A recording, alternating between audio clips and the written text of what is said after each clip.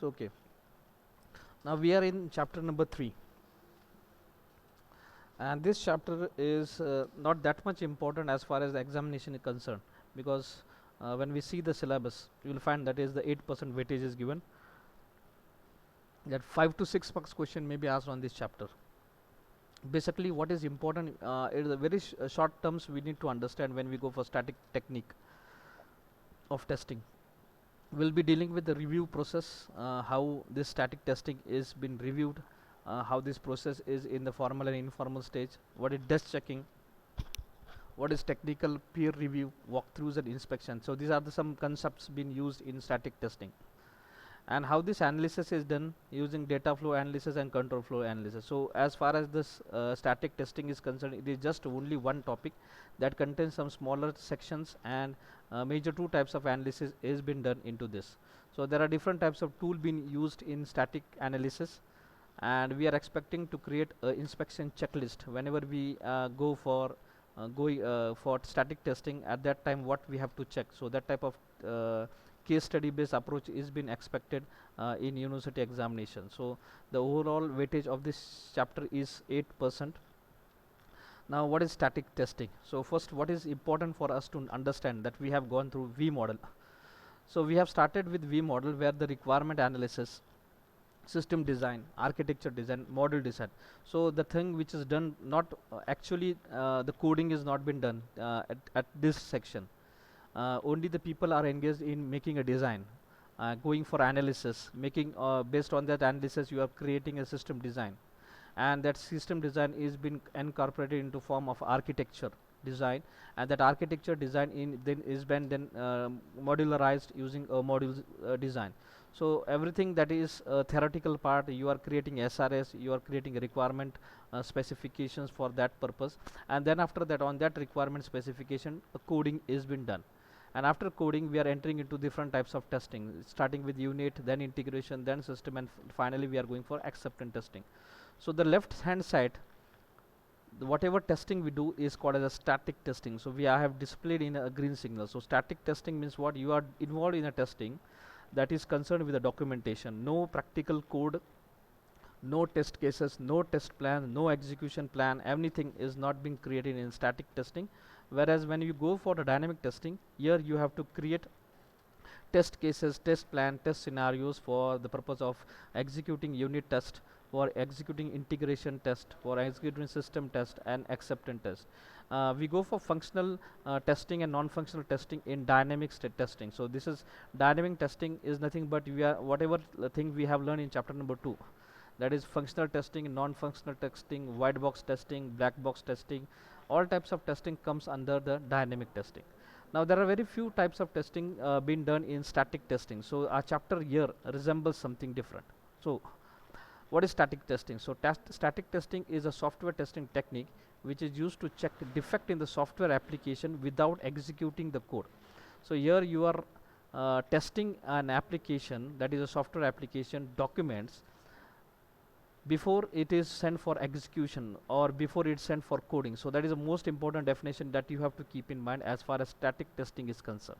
So no testing on actual product has been done, it is always been tested on your SRS, the documents that you are having, that is being created by the analysis team or a modular design or the architect that these people have created. So you have to go for testing over there.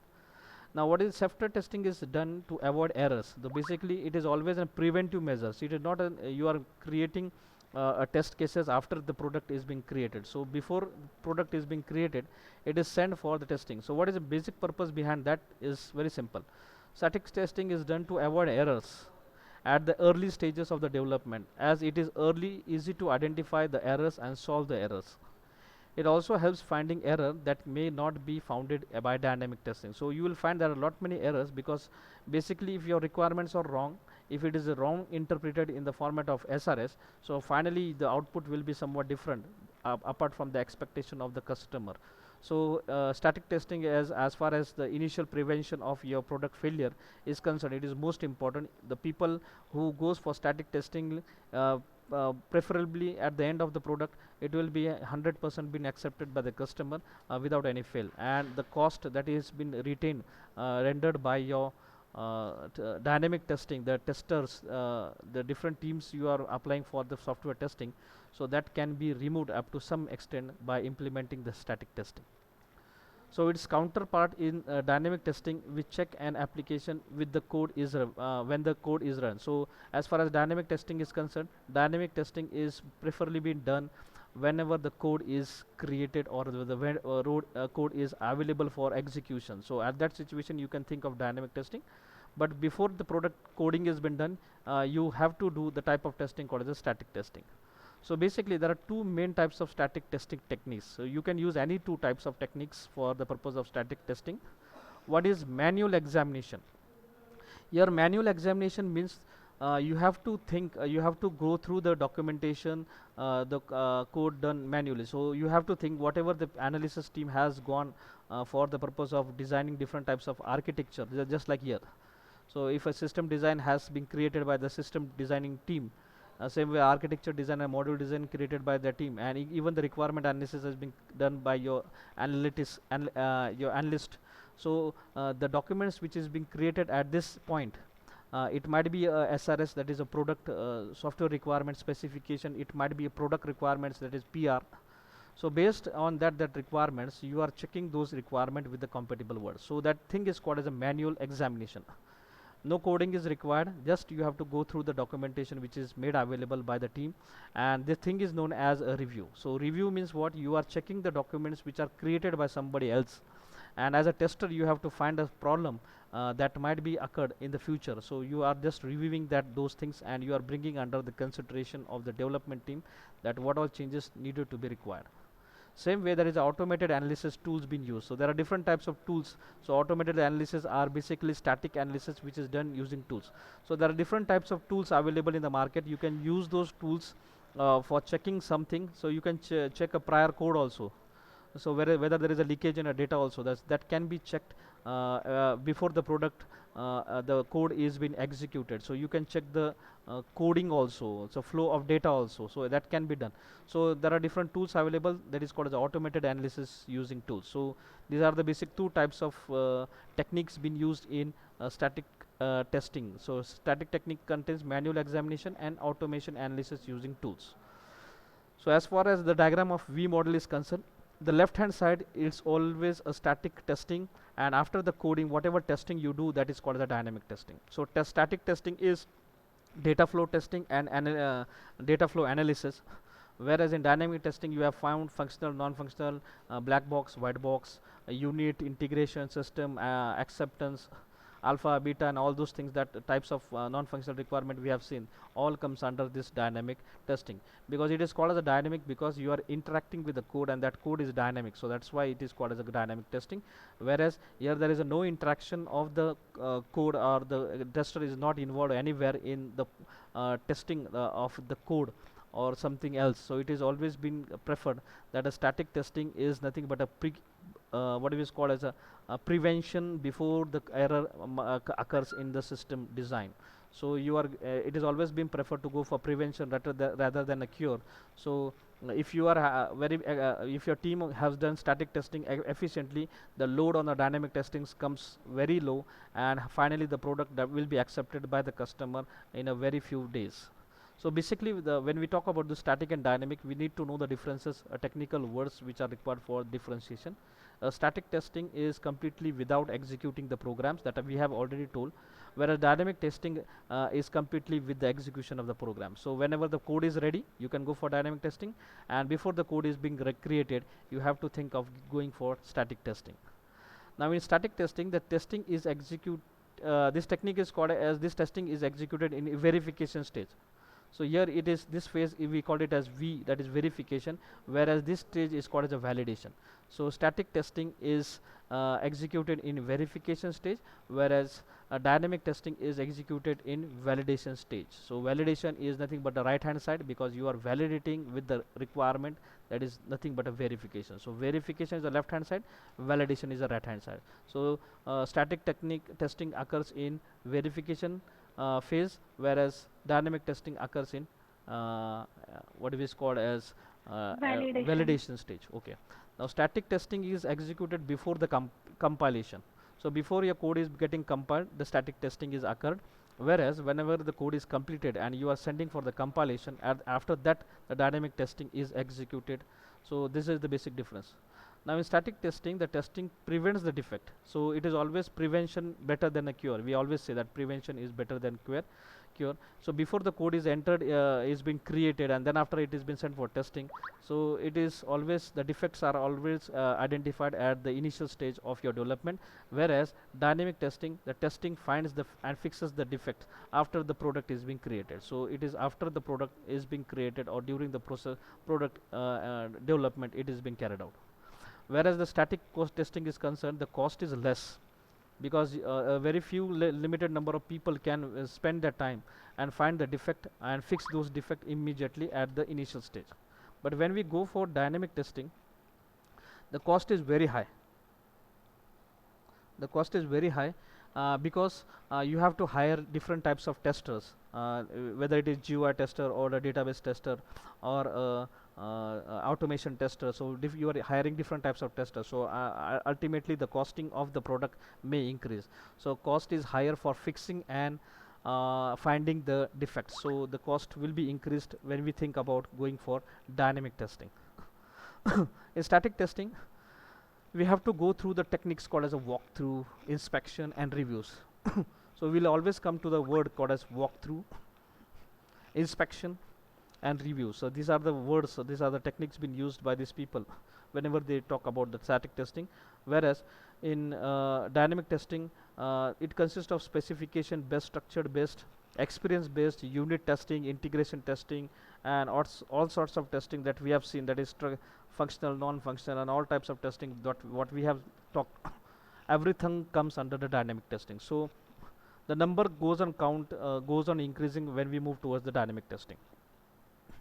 Now before moving towards the dynamic testing in detail, what we have to know is that the flow of the way this testing has been done, because here there is no coding, you just have some documents and you have to do some testing. So actually what these people have to do, so they have to go for the static testing, they have to go for some types of techniques being used. So there is informal review. So all the phases will be covered whenever we talk about static testing. So there will be an informal review, there will be an walkthroughs, there will be a technical reviews, there will be an inspection, there will be a static analysis through data flow and control flow. So you have to go through all the phases, then only we can say that the static testing is been completed, or the static testing of your application is been going on or is been done. So basically it always starts with the informal review. So basically informal review is nothing but whenever the requirement SRS is created by the analyst, it has been put in front of the technical QA team, that is quality assurance team, and that contains testers. So what these people go, they go for informal reviews. So there is nothing but interviews being carried out between the developers, the testers, and the analyst, all come together, and they have an informal. So we have two types of reviews. One is formal and one is informal. Formal, where actually the team is being monitored by somebody else. So there is third party who will be monitoring each and every activity, and there everything will be put in the documentation, and the process will be in what we call as a systematic way. So it will be planned what we call as meetings, reviews being carried out. Wherever when we talk about informal review, it is unplanned, but basic intention is only one thing. So basic intention is to identify the initial problems, or the problems might be occurred after the product is been sent for the development. So that is thing called as informal review. So we have an formal and informal both types of review, but basically it has been preferred to go for informal review because it becomes very open up. Developer can express their problems, testers can also support them, or tester can also provide some inputs, or they can even identify some issues at the initial stage. Analyst, those people who have created different types of designs, they will be providing the inputs what they have received from the SRS. So everything will be informally reviewed. Same way when we talk about walkthroughs in this, the team will be interrogating with the techniques. Teams will be reviewing the each and every modules in more detail. That is nothing but a walkthroughs. Then there is a technical review where the technical teams will be connected with one another. There will be formal meetings over there, and these formal meetings, we call it as a technical review, because here the technical teams, the people who are involved in developing the product, and the people who are involved in who are the customers of your product, they will be interacting with one another, and the technical issues will be cleared in this situation or in the during this review. So review is nothing but connecting people with one another, and informal or the formal session of what we call as information that is being shared with one another. The problems are being identified, and a remedy or the solutions for those problems are being rectified and been put it on a paper. So that is called as what we call as a review.